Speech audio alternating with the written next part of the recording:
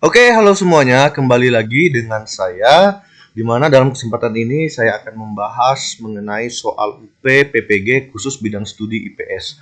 Nah, jadi ini juga baik untuk kalian gunakan sebagai persiapan untuk mengikuti pretest PPG khusus di dalam bidang studi IPS ya. Karena setelah saya lihat dan amati ternyata kisi-kisi yang digunakan itu sama, berasal dari situs Kemdikbud. Nah, itu dia. Jadi silakan kalian download terlebih dahulu kisi-kisinya dan belajari sambil membuka kisi-kisi. Oke, mari kita bahas untuk bagian soal ekonomi. Nah, jadi untuk soal sejarah dan pedagogik serta profesional itu sudah ada di video sebelumnya ya. Jadi silakan dilihat di situ. Oke, kita lanjutkan yang indikator berikutnya. Materinya adalah tentang perdagangan internasional. Akan diberikan data mengenai faktor-faktor perdagangan internasional. Peserta dapat memperjelas penyebab terjadinya perdagangan internasional. Nah, jadi yang harus kita pahami kata kunci dari soal nomor 7 ini adalah di mana kita harus mengetahui tentang sebab terjadinya perdagangan internasional. Mari kita lihat apa saja sih yang menjadi penyebab perdagangan internasional. Yang pertama yaitu adanya pasar bebas. Apa itu pasar bebas? Yaitu kebebasan ekonomi atau liberalisme ini sudah mulai ditanamkan dalam perdagangan internasional. Siapa saja berhak meningkatkan dan memperluas pasarnya untuk memperjualbelikan produk lintas negara. Pasar bebas ini dibutuhkan untuk meningkatkan kerjasama antar negara yang berpeluang menambah pendapatan negara. Kebebasan ekonomi ini menjadi pemicu individu maupun kelompok untuk berlomba-lomba menambah pasar dan meningkatkan produksi. Kemudian yang kedua, adanya perbedaan geografis. Setiap negara memiliki keadaan geografis yang berbeda dengan negara lain yang menyebabkan perbedaan pada sumber daya yang dihasilkan. Sebagai contoh, dahulunya rempah-rempah hanya didapatkan di wilayah tropis seperti Indonesia, sehingga Indonesia menjadi pemasok rempah-rempah terbesar di beberapa negara barat. Nah, jadi setiap negara barat ini yang tidak dapat memenuhi sumber daya yang dibutuhkan, sehingga mereka memerlukan yang namanya pertukaran dengan negara lain untuk memenuhi kebutuhan yang ada di dalam negaranya yang mereka tidak punya. Kemudian yang C yaitu peningkatan perkembangan teknologi dan informasi. Saat ini untuk melakukan interaksi dengan negara lain itu tidak harus bertatap muka karena segala komunikasi itu sekarang sudah bisa dilakukan dengan teknologi informasi yang berbasis internet. Jadi perkembangan digitalisasi dan peralatan komunikasi ini memicu setiap negara untuk dapat meningkatkan produksinya untuk dipasarkan di negara lain dengan asumsi bahwa di negara tersebut tidak dapat menyediakan barang atau jasa tersebut. Nah, kemudian yang berikutnya, yang D, yaitu adanya perbedaan teknologi. Tidak hanya perbedaan sumber daya alam saja, namun perbedaan sumber daya manusianya juga dapat menyebabkan perbedaan kemampuan di dalam hal teknologi. Nah, jadi perbedaan teknologi ini menyebabkan suatu negara itu hanya bisa menghasilkan barang mentah sehingga harus mengekspor ke negara lain untuk diolah dan diimpor kembali ke negaranya dengan harga yang jauh lebih mahal. Begitu juga sebaliknya, jika suatu negara hanya maju dalam bidang teknologi saja tanpa adanya pasokan sumber daya alam, maka ia membutuhkan bantuan dari negara lain. Inilah peran suatu negara dalam bentuk perdagangan internasional yang saling menguntungkan. Itu dia. Kemudian yang berikutnya adalah untuk menghemat biaya. Perdagangan internasional dinilai dapat menghasilkan pasar yang lebih luas dan pendapatan yang lebih banyak daripada jika hanya diproduksi di dalam negara saja. Sehingga diproduksi dalam skala besar tentunya dapat menghemat biaya yang harus dikeluarkan untuk produksi. Nah, jadi yang berikutnya ini adalah adanya. Nah, oke, mari kita lihat contoh soal yang kira-kira akan keluar dari kisi-kisi nomor ini. Salah satu faktor pendorong terjadinya perdagangan internasional adalah perbedaan sumber daya alam antar negara-negara seperti kekayaan tambang, hasil pertanian, dan energi. Faktor yang tepat yang memperjelas penyebab terjadinya perdagangan internasional berdasarkan data di atas adalah A. Perbedaan iklim antar negara, B. Perbedaan kebudayaan dan bahasa, C. Perbedaan sumber daya alam, D. Perbedaan sistem politik. Kalau kita lihat dari soal ini adalah perbedaan sumber daya alam antar negara seperti kekayaan tambang, hasil pertanian, dan energi, ini adalah jelas termasuk di dalam sumber daya alam. Jadi jawaban yang benar di sini adalah yang C. Penyebab terjadinya perdagangan internasional adalah perbedaan sumber daya alam. Jadi silahkan dilihat soalnya ya. Kira-kira dia masuk di dalam kategori yang mana? Perbedaan sumber daya alam ini dia bisa masuk ke yang bagian B ini, perbedaan geografis. Oke, kita lanjutkan ke nomor berikutnya. Materinya adalah tentang devisa dan valuta asing. Indikator soalnya adalah diberikan data mengenai jumlah devisa Indonesia dan nilai tukar valuta asing. Peserta dapat menganalisis besarnya jumlah cadangan devisa jika dilihat dari nilai tukar rupiah. Nah, jadi soal ini nanti akan diberikan atau disajikan yaitu berupa data jumlah devisa Indonesia beserta nilai tukar dan valuta asingnya. Jadi, kita sebagai peserta harus mampu menganalisis berapakah besaran jumlah dari cadangan devisa jika dilihat dari nilai tukar. Oke, mari kita lihat penjelasannya terlebih dahulu. Nah, jadi jumlah cadangan devisa suatu negara ini dapat dipengaruhi oleh beberapa faktor, termasuk nilai tukar rupiah terhadap mata uang asing. Namun perlu dicatat bahwa korelasi langsung antara nilai tukar rupiah dengan jumlah cadangan devisa itu tidak sederhana. Karena cadangan devisa ini dipengaruhi oleh banyak variabel ekonomi dan kebijakan pemerintah. Jadi dalam situasi ini di mana nilai tukar rupiah itu dapat menguat terhadap mata uang asing. Jadi adapun beberapa faktor yang dapat berdampak besar pada cadangan devisa. Apa saja faktornya? Yang pertama adalah ekspor dan impor. Jika nilai tukar rupiah menguat, maka barang ekspor Indonesia akan menjadi lebih mahal bagi negara-negara asing, sehingga dapat mengurangi volume ekspor. Di sisi lain, barang-barang impor akan menjadi lebih murah, sehingga dapat meningkatkan volume impor. Jika defisit perdagangan semakin besar, maka cadangan devisa dapat berkurang. Kemudian yang kedua adalah adanya investasi asing. Nah, jadi jika nilai tukar rupiah itu menguat, maka investasi asing akan menjadi lebih murah bagi investor asing. Hal ini dapat meningkatkan aliran masuk modal asing ke Indonesia, yang pada gilirannya dapat meningkatkan cadangan devisa negara. Nah, kemudian yang ketiga, sumber-sumber devisa, yaitu dari utang luar negeri. Indonesia memiliki kewajiban pembayaran utang luar negeri dalam mata uang asing. Jika nilai tukar rupiah menguat, maka jumlah utang di dalam rupiah akan semakin berkurang secara relatif. Namun perlu diperhatikan bahwa utang tersebut tetap harus dibayar dalam mata uang asing. Nah, jadi jika nilai tukar rupiah itu terus menguat, maka besaran dari cadangan devisa itu dapat meningkat karena adanya pengurangan nilai utang luar negeri kita.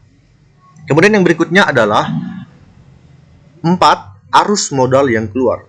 Nah, jadi jika nilai tukar rupiah itu menguat terlalu cepat atau tidak stabil, maka investor asing itu dapat kehilangan kepercayaan terhadap mata uang rupiah dan lebih memilih untuk menarik modal mereka. Hal ini dapat menyebabkan arus modal keluar dari Indonesia yang dapat mengurangi cadangan devisa negara. Nah, jadi namun perlu dicatat ya bahwa nilai tukar rupiah itu bukan satu-satunya faktor yang mempengaruhi besarnya cadangan devisa. Ada hanya faktor-faktor lain seperti neraca perdagangan, aliran modal, cadangan emas, dan kebijakan pemerintah dalam mengelola cadangan devisa. Itu juga memiliki dampak yang sangat signifikan. Oleh karena itu, analisis terhadap besarnya cadangan devisa sebaiknya mempertimbangkan faktor-faktor ekonomi. Nah, jadi mari kita lihat contoh soalnya. Yang soal pertama, Diberikan data, nilai tukar rupiah terhadap valuta asing mengalami penurunan yang signifikan. Hal ini kemungkinan menunjukkan bahwa A. Jumlah devisa Indonesia akan meningkat. B. Jumlah devisa Indonesia akan tetap stabil. C. Jumlah devisa Indonesia akan mengalami penurunan. D. Jumlah devisa Indonesia tidak terkait dengan nilai tukar rupiah. Nah, mari kita lihat ya. Pertanyaannya adalah nilai tukar rupiah terhadap valuta asing atau mata uang asing itu mengalami penurunan yang sangat signifikan. Jadi hal ini memungkinkan bahwa, jadi jawabannya jelas, jumlah devisa Indonesia itu akan semakin meningkat. Gitu ya. Kita lihat lagi soal nomor 2. Jika nilai tukar rupiah terhadap valuta asing atau mata uang asing menguat secara tajam, maka hal ini kemungkinan menunjukkan bahwa, mari kita lihat lagi, nilai tukar rupiah terhadap valuta asing itu menguat secara tajam, sehingga hal ini memungkinkan terjadinya atau menunjukkan bahwa A. Jumlah devisa Indonesia akan meningkat, tidak ya. Jumlah devisa Indonesia akan stabil, juga tidak. Jumlah devisa Indonesia mengalami penurunan, mari kita lihat yang berikutnya. Jumlah devisa Indonesia tidak terkait. Nah, jadi jawaban yang benar di sini adalah yang C, yaitu jumlah devisa Indonesia akan mengalami penurunan. Kenapa? Karena kita lihat bahwa nilai tukar rupiah itu terhadap valuta asing itu dia menguat secara signifikan atau secara tajam, sehingga hal ini menyebabkan jumlah devisa Indonesia itu akan mengalami penurunan. Itu dia, yang signifikan pula. Selanjutnya kita masuk ke indikator berikutnya. Materi pokoknya adalah Organisasi Perdagangan Internasional. Diberikan data atau narasi tentang MEA atau Masyarakat Ekonomi ASEAN. Peserta dapat mengidentifikasi MEA sebagai organisasi perdagangan dengan kategori internasional. Mari kita lihat apa sih MEA itu. Jadi MEA atau Masyarakat Ekonomi ASEAN, MEA, ini didirikan pada tahun 2015 pada tanggal 31 Desember guna untuk mendukung AFTA atau ASEAN Free Trade Area atau pasar bebas yang ada di Asia Tenggara. Tujuan dari MEA ini adalah untuk menciptakan daya saing antara negara-negara yang ada di ASEAN dalam menarik investasi asing. Investasi asing ini sangat penting untuk menciptakan lapangan kerja yang lebih besar dan meningkatkan kesejahteraan. Masyarakat ekonomi ASEAN akan membuka kesempatan bagi suatu negara untuk menjual produk dan jasa ke negara-negara lain di seluruh negara Asia Tenggara dengan mudah, sehingga kompetensinya akan semakin ketat. Nah, jadi kata kunci dari indikator ini adalah di mana peserta dapat mengidentifikasi bahwa organisasi MEA ini adalah organisasi perdagangan yang termasuk di dalam kategori internasional. Jadi mari kita lihat contohnya. Jadi contoh soal yang ini dia tidak terkait dengan pertanyaannya ya. Tujuan utama dari MEA adalah A. Meningkatkan kerjasama politik antara negara-negara anggota. Tidak ya, dia bukan kerjasama politik. B. Meningkatkan pertahanan dan keamanan di kawasan Asia Tenggara, juga bukan. C. Meningkatkan kerjasama ekonomi antara negara-negara anggota. Jadi jelas jawabannya adalah C. Jadi MEA itu adalah organisasi atau kerjasama di dalam bidang ekonomi. Lantas di manakah letak internasionalnya? Jadi letak internasionalnya di sini adalah di mana kita lihat bahwa MEA ini menciptakan daya saing dari negara-negara yang ada di ASEAN ini untuk menarik investasi asing di luar negara ASEAN. Sehingga hal ini bisa kita lihat bahwa dia sudah melakukan yang namanya kerjasama dalam kategori internasional negara-negara yang ada di luar ASEAN. Kalau hanya negara ASEAN saja, dia termasuk kategori regional. Sedangkan di sini bahasanya adalah ASEAN menarik investasi asing berasal dari luar. Artinya mereka sudah melakukan perdagangan dengan kategori internasional. Kenapa? Karena investasi asing dari luar ASEAN itu sangat penting untuk menciptakan lapangan kerja yang lebih besar dan meningkatkan kerjasama kesejahteraan negara-negara yang ada di ASEAN. Seperti itu. Kemudian Kita lihat lagi ya, di sini ada penjelasan berikutnya, di mana perdagangan di dalam MEA itu memiliki beberapa ciri khas yang membedakannya dengan perdagangan konvensional. Ini tidak terlalu penting ya. Tadi kita sudah dapat jawabannya. Kemudian kalau mau baca silahkan di pause dan baca-baca. Nah, kemudian kita masuk ke materi penawaran. Indikatornya adalah diberikan data mengenai penawaran dan permintaan. Peserta dapat menghitung keseimbangan harga. Nah, jadi di soal ini nanti akan diberikan tabel. Biasanya itu menggunakan tabel, di mana kita harus dapat menghitung keseimbangan harga. Mari kita lihat. Untuk menghitung keseimbangan harga, kita perlu melihat hubungan antara penawaran dan permintaan suatu barang atau jasa. Jadi keseimbangan harga terjadi ketika jumlah barang yang ditawarkan sama dengan jumlah barang yang diminta oleh pasar. Ingat, keseimbangan terjadi ketika jumlah barang yang ditawarkan itu sama dengan jumlah barang yang diminta. Ada dua langkah penting di dalam menghitung keseimbangan harga. Yang pertama adalah dengan melakukan analisis permintaan dan penawaran. Pertama, kita perlu menganalisis kurva penawaran dan permintaan untuk barang atau jasa yang ingin kita hitung keseimbangannya. Kurva permintaan ini menunjukkan hubungan antara harga barang dengan jumlah yang diminta oleh konsumen pada setiap tingkat harga. Sementara kurva penawaran yang menunjukkan hubungan antara harga barang dan jumlah barang yang ditawarkan oleh produsen pada setiap tingkat harga. Kemudian cara yang kedua adalah penentuan keseimbangan harga. Jadi setelah menganalisis kurva penawaran dan permintaan, kita dapat menentukan keseimbangan harga dengan melihat titik di mana kurva penawaran permintaan bertemu. Pada titik tersebut, jumlah barang yang ditawarkan sama dengan jumlah barang yang diminta. Dan itu adalah harga keseimbangan. Namun perlu diingat bahwa keseimbangan harga itu dapat berubah seiring dengan perubahan dalam faktor-faktor penawaran dan permintaan. Jadi jika ada perubahan dalam faktor-faktor seperti perubahan preferensi konsumen, biaya produksi atau regulasi pemerintah, maka kurva penawaran itu dan permintaan akan segera bergeser dan akan ada perubahan dalam keseimbangan harga. Nah, jadi ini adalah contoh soalnya ya. Contoh soal data penawaran dan permintaan berikut digunakan untuk menjawab soal nomor 1 dan 2. Oke, berdasarkan data di atas, keseimbangan barang X adalah pada harga berapa? Jadi, keseimbangan barang X ini untuk menjawab soal tentang keseimbangan barang. Jadi, silakan ditelaah sendiri ya, dikerjakan sendiri.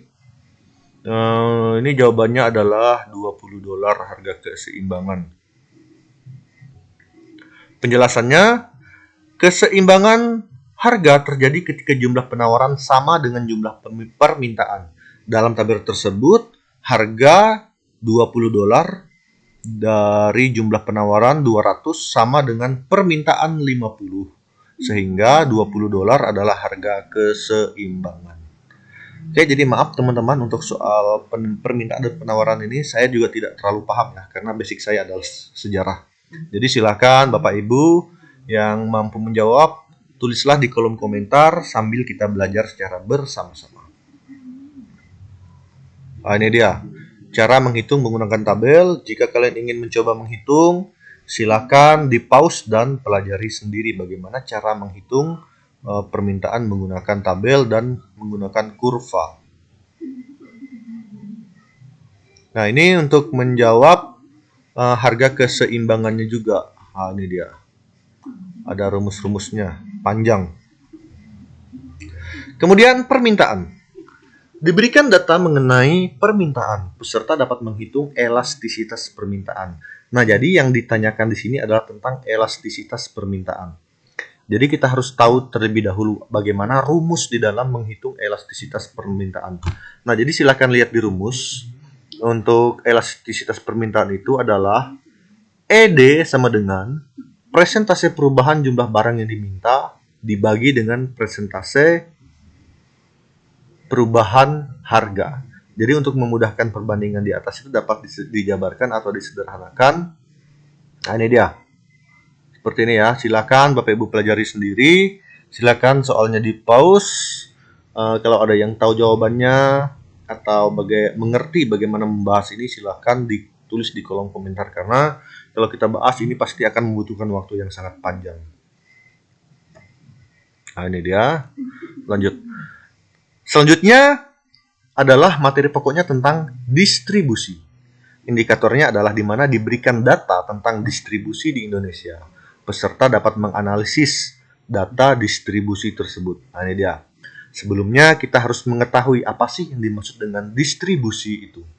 Jadi distribusi itu mengacu pada proses mengalirkan barang dari produsen ke konsumen atau pemakai akhir. Dengan kata lain, ini adalah kegiatan menyalurkan atau mengirim barang dari produsen ke konsumen. Ini melibatkan serangkaian kegiatan yang terkait dengan transportasi, penyimpanan, pengepakan, dan penyaluran barang secara efisien dan efektif. Jadi distribusi itu adalah kegiatan menyalurkan barang dari produsen ke konsumen. Kegiatan menyalurkan barang. Adapun proses distribusi barang ini melibatkan beberapa elemen utama. Antara lain yang pertama, transportasi. Barang harus dipindahkan dari lokasi produksi ke lokasi konsumen. Transportasi melibatkan penggunaan berbagai metode seperti jalan raya, kereta api, udara, laut, atau kombinasi dari beberapa metode tersebut. Pentingnya untuk memilih metode transportasi yang paling efisien dan sesuai dengan karakteristik barang yang akan didistribusikan agar bisa memperoleh keuntungan yang sebesar-besarnya. Jadi diusahakan menggunakan transportasi yang paling efisien. Kemudian yang kedua adalah penyimpanan dan gudang. Distribusi barang sering melibatkan penyimpanan, sementara di fasilitas penyimpanan atau gudang.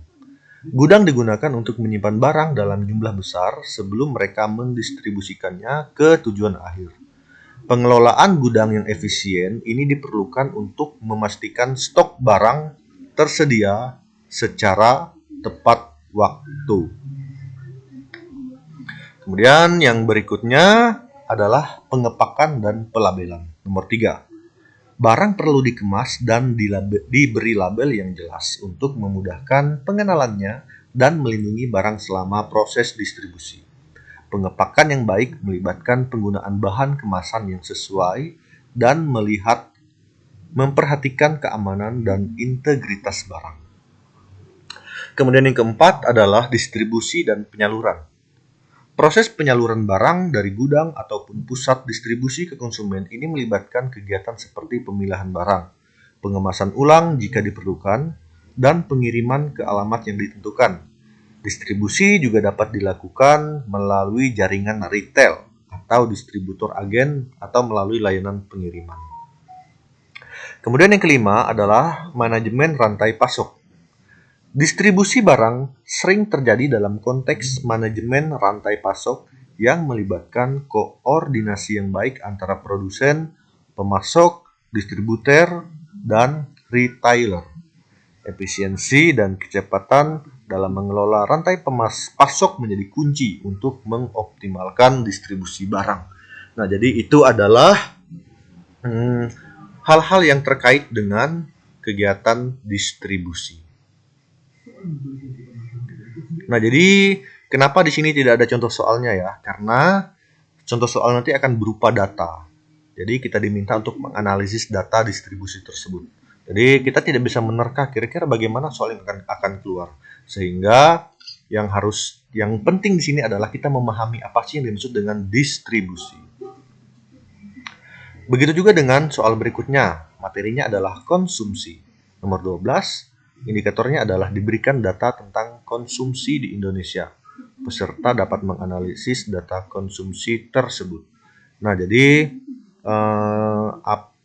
hal pertama yang harus kita ketahui juga di sini adalah apa sih yang dimaksud dengan konsumsi. Konsumsi adalah tindakan atau proses menggunakan atau mengonsumsi barang atau jasa oleh individu atau rumah tangga untuk memenuhi kebutuhan atau keinginan mereka. Nah, jadi secara singkatnya, konsumsi itu adalah kegiatan memakai, menggunakan barang atau jasa. Ingat, konsumsi adalah kegiatan menggunakan atau memakai barang ataupun jasa. Ada beberapa poin penting yang terkait dengan konsumsi. Yang pertama adalah kebutuhan dan keinginan. Konsumsi dipengaruhi oleh kebutuhan dan keinginan manusia. Kebutuhan adalah hal-hal yang diperlukan untuk kelangsungan hidup seperti makanan, pakaian, dan tempat tinggal. Keinginan di sisi lain merujuk pada hal-hal yang diinginkan untuk meningkatkan kualitas hidup. Misalnya seperti barang-barang mewah ataupun liburan.